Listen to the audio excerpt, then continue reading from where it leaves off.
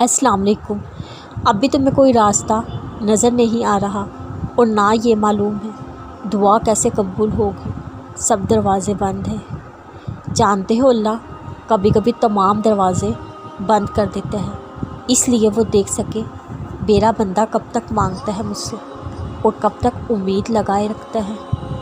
کبھی کبھی اللہ تمام دروازے بند کر کے نئے راستے بناتا ہے اور وہ پتہ ہے وہ ایسے راستے ہوتے ہیں جن کا تم گمان نہیں کر سکتے۔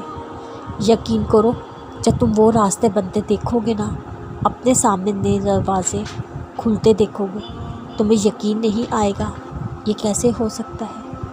معجزہ اسی کا تو نام ہے جب تمہیں ہر ناممکن چیز ممکن ہوتی نظر آئے گی اور تم اپنی آنکھوں کے سامنے ہونے والی چیزوں پر یقین نہیں کر سکو گے۔ یہ تب بھی تو ممکن ہے جب تم تمام دروازے اور راستے بند ہونے کے باوجود بس دعائیں کرنے نہ چھوڑو، ہمت نہ ہارو، کیونکہ وہ جانتا ہے تمہاری مراد پوری کرنے والا اس کے سوا کوئی نہیں ہے۔ دعا کے جواب کے انتظار میں ہونا، سنو پھر بالکل مایوس مت ہونا، دکھی مت ہونا، اور سنو یاد رکھنا صبر وہ سواری ہے جو اپنے مسافر کو کبھی گرنے نہیں دیتی، کبھی بھی نہیں۔ اور جو تم نے اس سفر کو کرنا چھوڑ دیا اپنی منزل تک کیسے پہنچو گے؟ تم تو گر جاؤ گے پھر۔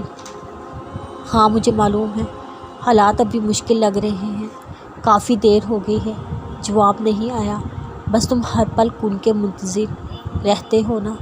سنو یہ جو کن کا انتظار ہے نا، یہ اللہ نے تمہارے دل میں ڈالا ہے۔ یہ جو دعا بار بار تمہارے دل سے نکل نہیں رہی، یہ اللہ سب جانتا ہے۔ ارے رات کے اندھیرے میں کوئی کالی چیونٹی ایک گہرے کالے پتھر کے نیچے چل رہی ہے، اللہ اس کے چھوٹے سے قدموں کی آہٹ کو بھی جانتا ہے، وہ تمہارے حالات بھی جانتا ہے، تمہاری دعا بھی جانتا ہے۔ کوئی چیز چاہیے تو صبر تو کرنا پڑے گا۔ اب تم کہو گے کتنا صبر؟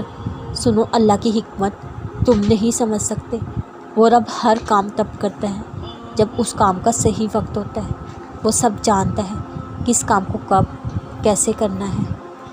بچپن میں یاد ہے نا ماں باپ کے سامنے کیسے روتے تھے، تڑپتے تھے جب تک تمہاری چیز مل نہیں جاتی تھی، ایسے ہی بالکل اپنے پیارے رب کے سامنے تڑپ تڑپ کے مانگو، وہ کیوں نہیں دے گا، ضرور دے گا، صحیح وقت پر دے گا انشاءاللہ۔